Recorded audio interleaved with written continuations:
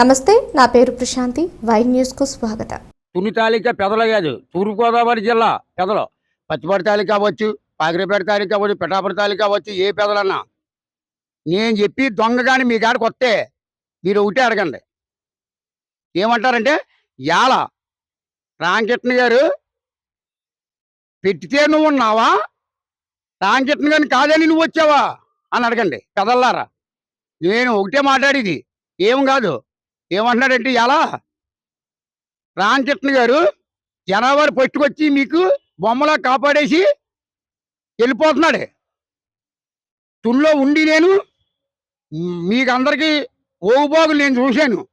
నేను కావాలా, బొమ్మలాగా వచ్చి పోయేవాడు కావాలా, రామకృష్ణ గారు కావాలని అడుగుతున్నాడు ఆ పెద్ద మనిషి.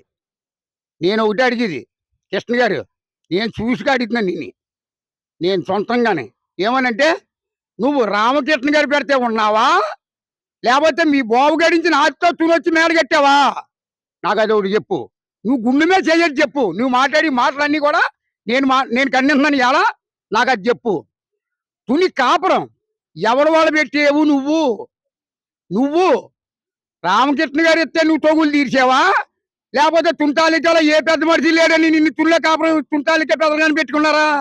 అది కూడా జ్ఞాపకం ఇచ్చుకో. నేను మాట్లాడిందా నిన్ను. రామకృష్ణ గారు నీకు చెప్పిన పని అలాగా నీ మాట వినబెట్టి ఇవాళ రామకృష్ణ గారిని విమర్శింటున్నాను. నువ్వు రామకృష్ణ గారిని విమర్శించి హక్కు నీకు లేదు. నాకు లాంటితో మాట్లాడు, నేను నీకు సమాధానం చెప్తాను. అదొకటి. నేను ఈడియాలు పెట్టాను, ఎప్పుడు పెడుతున్నాను నా ఈడియాలు అన్నీ కూడా నీవే పొడగేశానంటే, నువ్వు తెలుగుదేశం పార్టీలో రామకృష్ణ గారు చెప్పినట్టు చేస్తున్నావు కనుక నువ్వు రాజు అని అన్నావు. నువ్వు రామకృష్ణ గారిని ఎప్పుడైతే వదిలేసావు అప్పుడే దొంగ. నువ్వు అప్పుడే దొంగవు అంతే తప్ప తెలుగుదేశం పార్టీలో ఉంటే నువ్వు రాజు అవుతావు అన్నాం. కానీ నువ్వు మచ్చలేని నాయకుడు అన్నావు. నువ్వు మచ్చలేని నాయకుడు ఎలాగేవో అప్పుడు తుంటాలికే పెద్దలందరూ దొంగలు అన్నావు. ఇవాళ దొంగ ఎవరెవరి? కృష్ణ పేరు దొంగ. రామకృష్ణ గారు ఇచ్చిన పెత్తానం అంతా నువ్వు దొంగవు. అదొకటి. నేను అడిగేదానికి నా పాత ఈడియాలు పెడుతున్నావు. నా పాత ఈడియాలు నువ్వు ఎన్ని చెప్పినా నాని పెట్టిన ఈడియాల్లో రామకృష్ణ గారిని కానీ, దివ్వమ్మని కానీ, తెలుగుదేశం పార్టీని కానీ ఏమైనా విమర్శించాలి ఉంటే నువ్వు రాజీనామా చేయి. నేను జిల్లా అంతా కూడా నేను తీసుకుంటాను నీ దమ్ము ఉంటేని. అదొకటి. నేను చెప్పిన దానికి ఒకటే చెప్పు. నువ్వు చేతిపేట రాజపేట వెళ్ళి నిన్న రామకృష్ణ గారి బొమ్మ తుంటి తాలూకాలో నేనే తొగులు తీరుతున్నాను. తొగులు తీర్చడానికి పెద్ద మనిషి ఎవడు పెట్టాడు? రామకృష్ణ గారు పెడతా నువ్వు పెట్టావు. రామకృష్ణ గారు పెట్టగానే మీ బాబు ఆస్తి వచ్చి నువ్వు తుల్లో కానీ పెట్టలేదు కాపురం. రెండో ఆలోచించు. నువ్వు రామకృష్ణ గారితోనే దిగెళ్ళిపోవు. రామకృష్ణ గారితో దిగెళ్ళి చీట్లు ఇవ్వలేదు. వాళ్ళ అమ్మాయికి ఇచ్చుకున్నాడు, వాళ్ళ అల్లుడికి ఇచ్చుకున్నాడు, వాళ్ళ ఇయ్యంగికి ఇచ్చుకున్నాడు, వాళ్ళ అమ్మాయికి తెచ్చుకున్నాడు, పాలచార్జ్కి ఇప్పించాడు. నీ దమ్ముంటే నీ ఇండిపెండెంట్ గా పోటీ చేయాలి కదా. నీకు ఎవడో దొంగల పార్టీలోకి వెళ్ళి సునీల్ గారికి వెళ్ళి డబ్బు తెచ్చుకుని, రాజా గారి డబ్బు తెచ్చుకుని 2 నాళ్ళు తిరిగేసి మన డబ్బుతో మన డ్యాన్స్ కడతారంటే ఎవడు తాగివాడు ఎవడు లేడు ఇక్కడ. తుళితాలిక పెదలు కాదు, మొత్తం అంతా తెలిసిపోయింది నీ దొంగతనం ఏంటన్నది. తూర్పుగోదావరి జిల్లాలో యాదవ సంఘంలో నువ్వో నాయకుడివా? నువ్వు నాయకుడు ఎలాగవో రామకృష్ణ గారు చెప్తావో నువ్వు నాయకుడు. ఇప్పుడవు నీ దమ్ముంటే ఇప్పుడవు అలాంటి యాసలు వేసి నువ్వు రాజకీయం చేద్దారంటే మాత్రం ఎప్పటికైనా జరగని నిన్ను గబ్బడి సార్.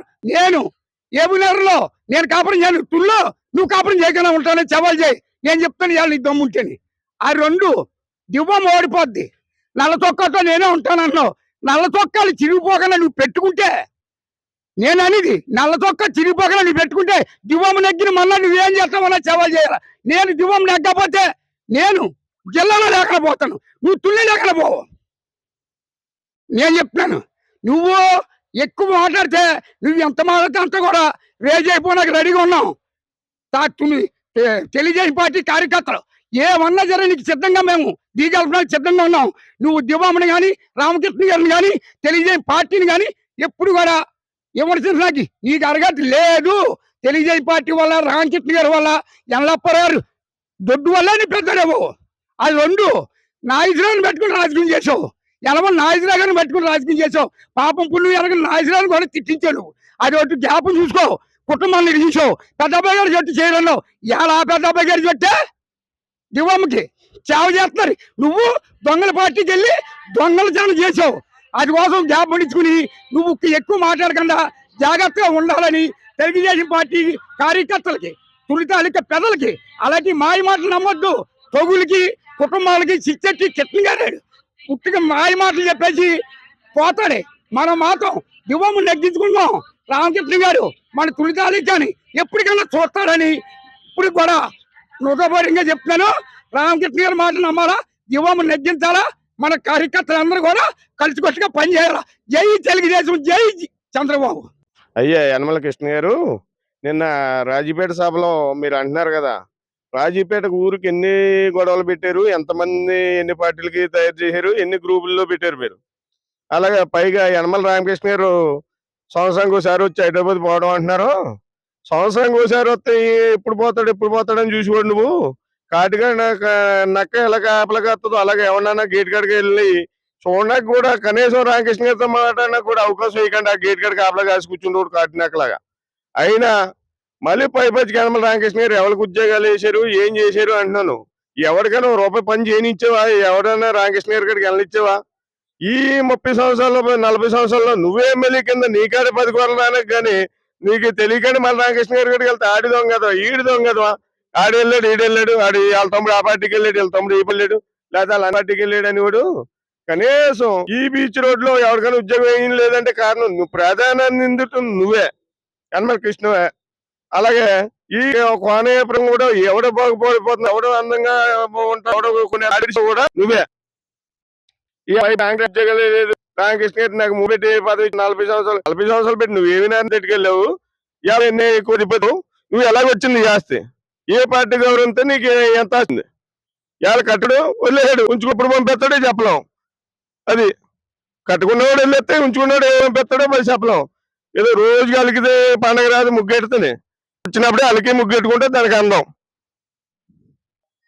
యాచి రోడ్లో నువ్వు రావంటే ఇవాళ 40 కోర్లు వెళ్ళేవాడు, ఇవాళ 4 కోర్లు కూడా నీ వెనకాల కూడా రావని నేను తెలియజేస్తున్నాను. నెగ్గించిన తర్వాత లేక నీ నల్ల చొక్క అంటున్నావు. నల్ల చొక్క వేసుకున్నావు అంటే ఆఖరి నీ కర్మకాలి శనేశ్వరుడు ఎప్పుడు నీ చుట్టూ తిరుగుతున్నాడని దానికి అర్థం. నువ్వే భగవద్గీత చదివిందో, నువ్వే రామాయణం చదివిందో తెలుసుకో. ఇవాళ ఇంట్లో ఉన్నాక ఎంత బాధ వస్తే నువ్వు ఎంతమంది బాధ పెట్టి ఉంటావు. ఈ తున్నీరులో 3 మండలాల్లో విధ్వంసం చేసి కొన్ని వందల పార్టీలు పెట్టి ఉంటావు. నువ్వు యాదవ్ సంఘంలో పార్టీ పెట్టావు, అలాగే తెలుగుదేశంలో పార్టీలు పెట్టావు, అలాగే ఊరికి 4 పార్టీలు పెట్టావు. ఒక ఊరికి 4 పార్టీలు, ఒక ఊరు ఒకటి బాత్రూమ్ కడితే మళ్ళీ కొన్ని కోట్ల ఆడు ఎంకలు పంపి ఈ అన్ని విధ్వంసం వల్ల యాభై వచ్చింది నీకు. ఈ పతనం మోగింది కాబట్టి యాభై నెల తక్కువ నెల దుస్తులు నీకు శనేశ్వరుడు పంపి అందంగా బాబు నువ్వు నెల ఉండని నీ సక్రమంగా సరిదిద్దుతున్నాడు.